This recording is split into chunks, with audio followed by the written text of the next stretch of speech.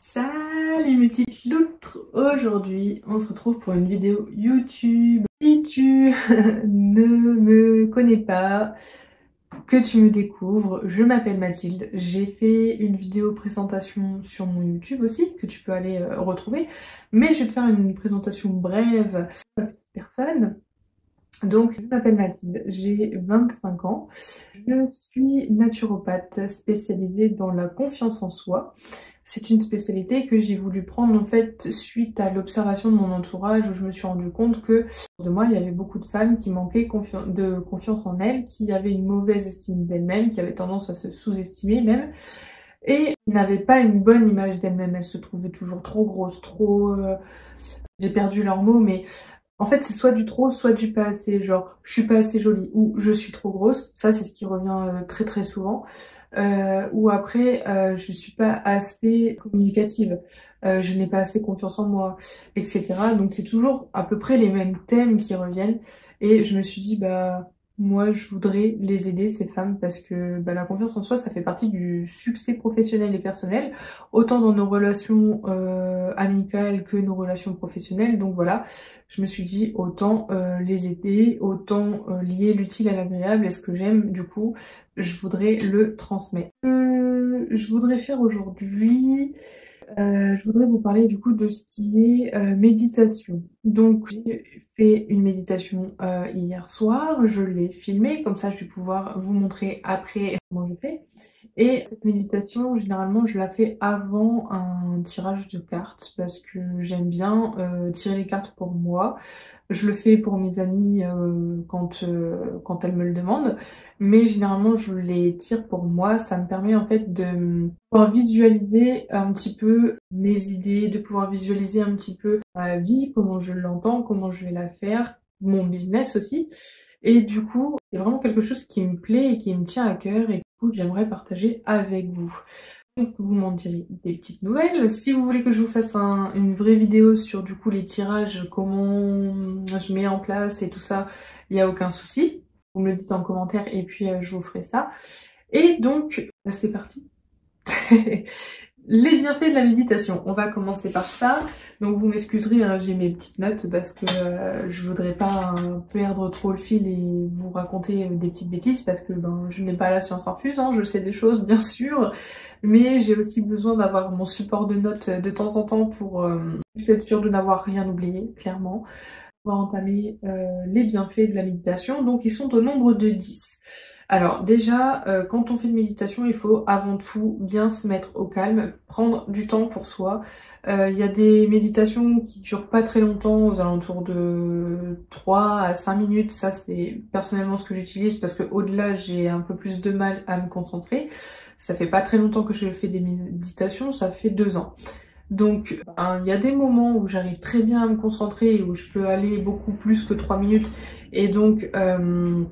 ben, je continue, je fais ça grâce à l'application Evolum que j'ai téléchargée au tout début quand elle est arrivée. C'était avant le Covid et elle s'est beaucoup du coup améliorée pendant les 2 années de Covid. Et du coup j'utilise les méditations guidées qu'ils proposent dans cette application-là. Ou sinon je vais simplement sur Spotify et je tape musique de spiritualité ou musique méditation. Et en fait je vais utiliser ces musiques-là pour pouvoir méditer, donc ben, je vais simplement en prendre une si je sens ok pour en faire une, donc ça dure environ 3-4 minutes. Si jamais je vois qu'au bout des 3-4 minutes j'ai encore envie de pousser un peu plus loin la méditation, ben, je vais enchaîner sur une deuxième. Je les mets généralement, je mets la playlist et puis je les laisse défiler toute seule. Et si je vois que ouais j'ai la possibilité d'aller plus loin, bah go, j'écoute mon corps et je le fais. Donc libre à vous d'utiliser soit les playlists YouTube, soit les playlists Spotify, Deezer si vous utilisez Deezer, Apple ou les applications tout simplement, les applications de développement personnel, les applications de méditation. Il y a Petit Bambou, il y a Calm, il y a Seven Mind, Evolum et bien d'autres. À vous de choisir celle qui vous convient le mieux. Donc les 10 bienfaits de la méditation. Comme je vous le disais, donc elles sont au nombre de 10. La première, donc, c'est elle réduit le stress. Donc elle diminue en fait un petit peu l'état de tension qu'on ressent dans notre corps au début ou en fin de journée. Au début de journée, ça peut être parce que on a passé une mauvaise nuit, on a fait des cauchemars, etc. Donc hop, on va faire une méditation pour pouvoir se délester un petit peu de tout ça. Ensuite, on a le soir où en fait on a passé une sale journée, on en a marre, on est claqué, on a les épaules qui sont complètement crispées parce que on s'est crispé toute la journée, clairement, parce qu'on a passé une sale journée. Donc là, on va pouvoir méditer le soir pour pouvoir redescendre en pression et pouvoir passer une bonne nuit ou une bonne soirée. En tout cas, pour par exemple, si on a des enfants, qu'on puisse être entièrement disposé pour eux. Parce que généralement, quand on ne médite pas, moi c'est une remarque, une observation que j'ai fait pour moi, j'ai arrêté de méditer et de faire du yoga là pendant à peu près un mois.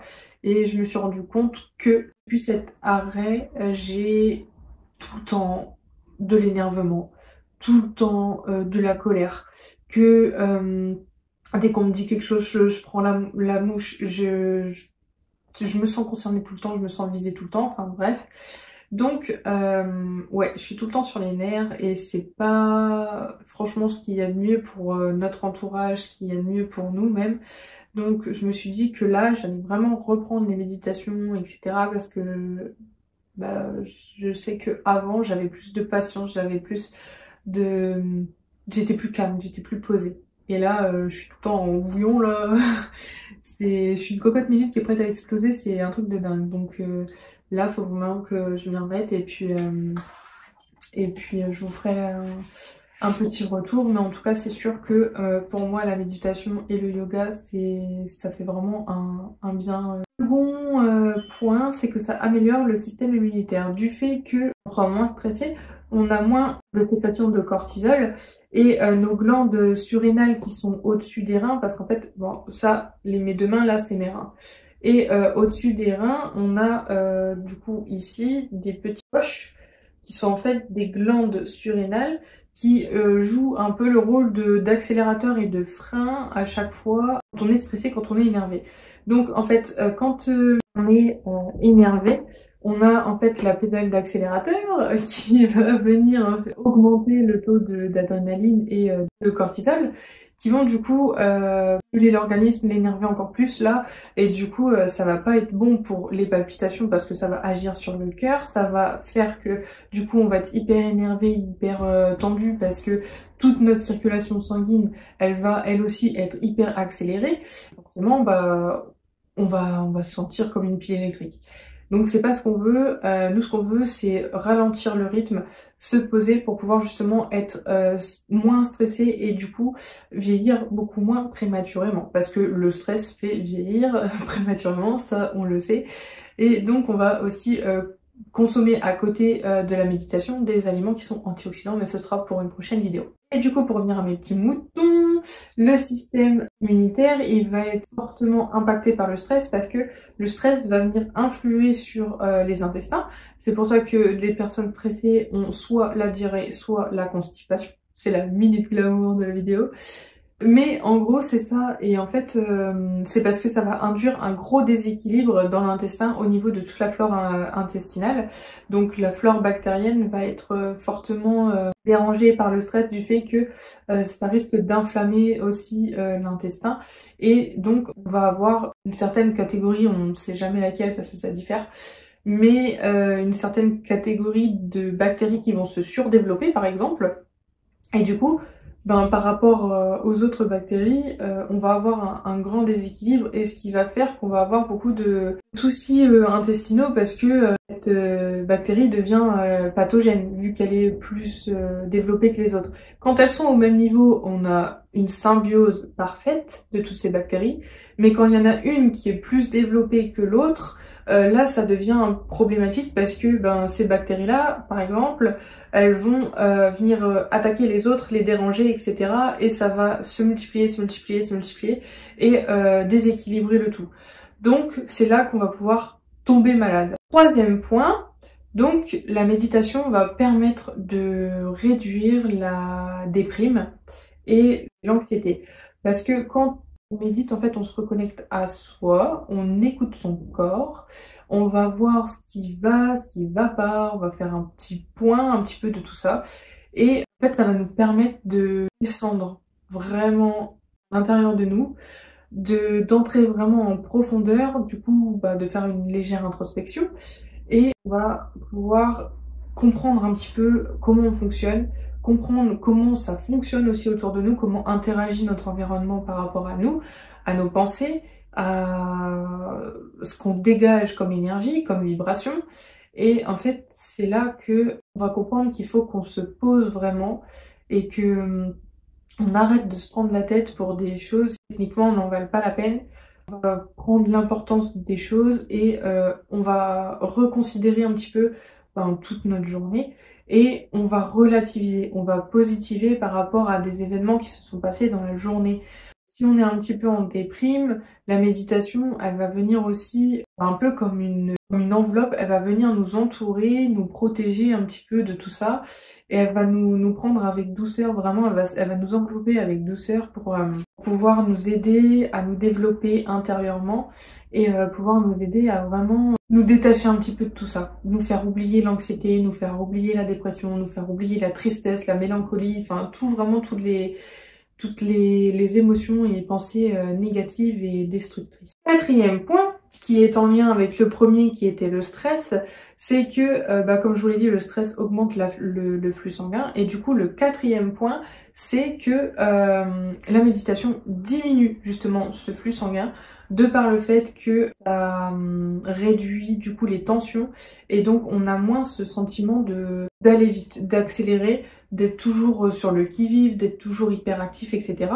Et ça va vraiment nous aider à réduire du coup le rythme cardiaque et du coup à réduire l'afflux sanguin partout dans notre corps. Donc de réduire la vitesse du sang, le pouls, le rythme cardiaque, vraiment tout le flux sanguin au final, toute la circulation sanguine, elle va ralentir petit à petit au fur et à mesure des grandes inspirations et expirations qu'on va faire pendant la méditation. Donc ça va vraiment nous permettre de nous relaxer et de bâiller pour certaines personnes. Enfin moi je sais que moi je bâille énormément quand je médite parce que j'ai tendance à serrer les mâchoires quand je suis stressée et énervée, et donc le fait de serrer les mâchoires, mes muscles ils sont toujours contractés, et quand je me mets à méditer et que je me mets à inspirer et expirer très profondément, je vais avoir naturellement mes muscles des mâchoires qui vont se détendre, et donc ils vont se détendre en bâillant tout simplement.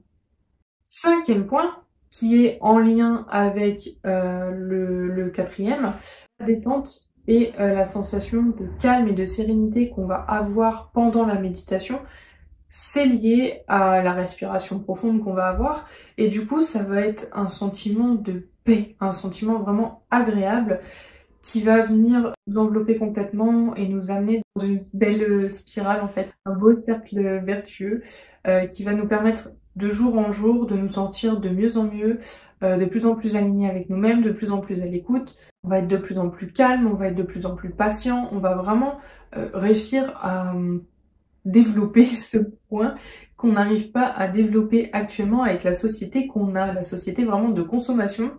La société actuelle qui est vraiment dans l'accélération totale, il faut toujours faire vite, il faut toujours faire plus, il faut... voilà. À un moment donné, on n'est pas des robots, on est vraiment des humains, il faut vraiment en prendre conscience. Il y a un temps pour tout. Il y a des saisons, il y a des cycles. C'est pas fait pour rien que la nature, elle renaît, elle est superbe, elle est dans son expansion totale, elle meurt et elle est au repos. Nous, en fait, les humains, on devrait se calquer vraiment sur ce mode de vie. C'est vraiment se calquer sur le cycle des saisons. C'est pas pour rien que il y a des années, au Moyen-Âge, on suivait déjà les saisons. À l'Antiquité, l'humain a toujours, même à la préhistoire, l'humain a toujours suivi les cycles saisonniers. Je vois pas pourquoi maintenant on ne suit plus les cycles de saison et on ne suit plus non plus la nature ni les cycles lunaires. Il y a une grosse déconnexion entre l'humain et la nature, et c'est pour ça qu'on a énormément de soucis, de stress, des nouvelles maladies qui surgissent, les maladies de civilisation, etc. C'est vraiment à cause de ça, à cause de ce manque de connexion à la nature. Avant, il n'y avait pas toutes ces maladies-là parce que l'humain était très connecté à la nature. Il y avait vraiment une grande admiration et un profond respect qu'on a clairement perdu. Et c'est pas pour rien que là, de plus en plus, l'humain se remet en question et l'humain vient demander à avoir un max de reconnexion à la nature, un max de promenades en forêt, etc. Surtout depuis le Covid, ça s'est vraiment fortement accentué à partir de là. Mais c'est pas pour rien, ils se sont tous retrouvés enfermés en fait dans leur petit appartement, qu'on pourrait comparer d'ailleurs à des cages à lapins, des clapiers avec les lapins. Voilà, c'est pour ça qu'il y a une énorme demande de la part de l'humain, de l'humanité, de spiritualité, de reconnexion à soi, de prendre soin de la nature, qu'il y a un énorme engouement pour les médecines naturelles, les médecines douces, que de plus en plus de personnes utilisent et mettent des plantes comme celle-ci dans leurs appartements, dans leurs intérieurs, dans leurs maisons. Enfin, voilà, le magnétisme, la lithothérapie, l'apithérapie, l'aromathérapie, la phytothérapie, la gémothérapie, tout ça. En fait, il y a une grosse demande de tout ça, de toutes ces médecines naturelles, ces médecines alternatives, ces médecines douces qui nous permettent vraiment de nous sentir de mieux en mieux. Les gens ont vraiment besoin de revenir à l'essentiel. 6e point, en lien avec le stress, la respiration, l'afflux sanguin, etc. C'est le fait que la méditation, elle diminue tout ce qui est problème cardiovasculaire. Ça, pour être précise, ça améliore les prises en charge des risques cardiovasculaires. C'est-à-dire que, comme je vous l'ai dit tout à l'heure, le fait de prendre le temps pour soi, de ralentir, de prendre des grandes inspirations, des grandes expirations, ça oxygène le corps, ça ouvre la cage thoracique, ça diminue le rythme cardiaque, ça diminue le flux sanguin, donc il y a une circulation sanguine qui devient, on va dire, neutre, qui n'est plus autant sous pression, qui n'est plus tout le temps rapide. Là, vraiment le temps de parcourir le corps, le temps d'aller jusqu'aux organes, le temps de tout t'amener en oxygène, en nutriments, etc.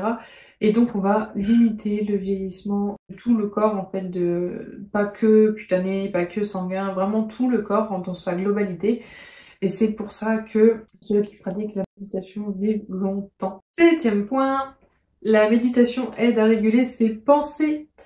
En fait, ils disent, ouais, quand on médite et tout, moi j'arrive pas à méditer, j'ai mes pensées qui circulent dans ma tête et tout ça. Ouais. La méditation, c'est pas le fait d'arrêter de penser. Non, clairement pas. La méditation, en fait, c'est apprendre à libérer toutes ces pensées, à laisser son cerveau divaguer, laisser le fouillis se faire, et après apprendre à recadrer tout ça, à réorganiser tout ça, à recentrer tout ça, et sans pression, sans culpabilité, on va venir en fait simplement apaiser le cerveau. C'est vraiment ça, c'est vraiment le terme, c'est apaiser le cerveau. Le laisser penser, il n'y a pas de souci. De toute façon, la méditation, c'est pas du tout le fait d'arrêter de penser, hein, clairement. Mais c'est vraiment le laisser penser, que ça soit d'une ligne droite ou un grand zigzag, peu importe. C'est le laisser s'exprimer, mais que ça n'aille pas dans tous les sens, qu'on ne soit pas là en train de penser ah bah j'ai ça à faire, ah faut que je fasse le ménage, ah faut que j'emmène les gosses à l'école, ah blablabla, blablabla. Non, en fait, on va vraiment reconsidérer tout ça et jurer un peu les pensées, vraiment ne pas se prendre la tête. Ce sera vraiment ça, c'est vraiment ne pas se prendre la tête, c'est laisser libre cours à ce qu'on pense, à notre imagination. Et au bout d'un moment, on va se rendre compte qu'au final, on les entend plus, nos pensées. On fait même plus attention à nos pensées. À tel point qu'on va se dire, ça fait combien de temps que j'ai pas pensé là? Mais en pleine méditation. Et dur au début, mais au fur et à mesure, on a vraiment cette sensation-là, on a vraiment la sensation qu'en fait ça divague et puis qu'après on ne se souvient pas. Mais du coup c'est bien, ça veut dire qu'on lâche prise. Et 8e point, c'est la fin. En fait, la méditation, vu qu'elle va recentrer l'énergie en nous, elle va permettre d'augmenter les capacités physiques et redonner de l'énergie dans l'effort. C'est-à-dire que comme on va s'apaiser, on va redonner de l'énergie au corps, on va reprendre l'énergie, on va la mettre en nous, parce que du coup on va plus gâcher son énergie inutilement. Donc en fait on va simplement aider le corps à se régénérer, à reprendre de l'énergie, etc. Donc en fait on va vraiment l'aider à se recharger. Quand on va être dans l'effort, quand on va faire du sport, quand on va avoir un travail physique, on va se rendre compte qu'on a plus de capacité physique, plus d'énergie, plus de force parce que on va avoir gagné tout ça grâce à la méditation. On va se rendre compte que vraiment au fur et à mesure qu'on médite, on est de plus en plus résistant. On a de plus en plus de force, chose qu'on n'avait pas forcément avant. Et donc en fait, c'est vraiment le fait de reposer son corps, de recentrer bien toute l'énergie, d'avoir une meilleure circulation sanguine, d'avoir un meilleur rythme cardiaque, une meilleure respiration. C'est vraiment quelque chose qui va faire un tout parce que dans la vie quotidienne, on a tendance à respirer, mais avoir une respiration haute, une respiration là dans les poumons, et on va pas avoir des grosses inspirations profondes, des grosses expirations profondes. Et le fait d'avoir vraiment cette respiration dite du coup profonde, ça va permettre à toutes les cellules de notre corps d'être vraiment bien oxygénées. Et quand on va expirer, on va vraiment venir faire une grosse détox en fait naturelle de notre corps parce qu'on va venir expulser tous les déchets qui sont dans notre organisme, donc le CO2. Et le CO2 en fait c'est simplement du déchet de nos cellules qui est produit pendant les différentes réactions métaboliques du corps. Et c'est vraiment ce qui va venir nous soulager, purifier vraiment le sang, les cellules, etc. Donc c'est par cette purification, cette détox, qu'on va avoir du coup plus d'énergie aussi dans les muscles, plus d'énergie dans les organes, plus de force en fait. Donc voilà pour les 10 bienfaits de la méditation. J'espère que ça vous en aura appris davantage. Je sais pas si j'ai été vraiment très claire, mais au pire des cas, il y a toujours les commentaires pour me poser des questions. Si vous voulez pas les poser en commentaire, bon bah c'est pas grave, vous pouvez les poser sur mon Instagram ou message privé. Donc je vous laisse avec la suite de la vidéo et puis on se retrouve pour la prochaine fois. Salut, salut! Ok, alors maintenant on arrive sur la partie matérielle, donc de quoi vous aurez besoin en fait pour tout simplement faire votre méditation. Et j'ai inclus également le matériel pour faire un tirage. Donc un bon coussin bien moelleux. Après, pour une petite ambiance sympathique, olfactive, j'ai choisi de mettre mon diffuseur d'huile essentielle près de moi pour pouvoir purifier un peu l'endroit, baigner dans une ambiance zen. Je choisis les huiles essentielles en fonction tout simplement de mon envie. Je m'accompagne d'une illustration qui pour moi me permet de m'ancrer, de visualiser un peu ce que je veux, d'un quartz fumé qui va permettre en fait de récupérer l'énergie de la terre et de m'ancrer aussi suffisamment dans ma méditation. Une petite citation, alors là celle-là elle est en anglais, pour pouvoir mieux cibler ce que je veux, ce que j'ai envie. Une bougie pour la protection, toujours, comme un peu la diffusion d'huile essentielle. Un livre, carnet, grimoire, peu importe comment vous l'appelez, dans lequel vous allez pouvoir noter vos ressentis et vos blocages, vos interrogations, etc. Donc le mien, c'est mon frère qui me l'a offert Noël dernier. C'est un tout en cuir et il a été réalisé fait main en fait, tout simplement. Je saurais pas du tout vous dire par qui parce que je me souviens plus. Mais voilà, il a été fait main, donc après un stylo et le jeu de cartes qu'on veut utiliser pour poser nos intentions, pour poser nos questions et lever les blocages et les interrogations que l'on a suite à la méditation. Donc le mien, c'est actuellement l'oracle des 13 lunes, que j'utilise beaucoup ces derniers temps, c'est vrai, parce qu'il me parle beaucoup, parce qu'il m'attire beaucoup, parce que les cartes sont très jolies comme vous pouvez le voir. Et parce que c'est celui avec lequel en ce moment j'ai beaucoup de connexion. Il me trouve énormément de réponses à mes questions. Et je suis également accompagnée du livret qui explique chaque carte un peu plus en détail. Au départ, je me fie à la petite citation qu'il y a notée sur la carte et à ce qu'elle m'inspire. Et après, je vais confirmer et approfondir un peu le sujet dans ce petit livret. Et puis après, comme ça, je viens le noter directement dans mon carnet de notes. Je vous laisse admirer ma petite installation du coup. Et puis n'hésitez pas à me dire en commentaire comment vous faites votre méditation, comment vous la pratiquez, ce que vous utilisez comme outil. Si vous n'utilisez pas du tout d'outils, dites-moi tout en commentaire. Et maintenant, je vous laisse avec ma méditation. Si vous voulez en faire une en même temps, aucun souci.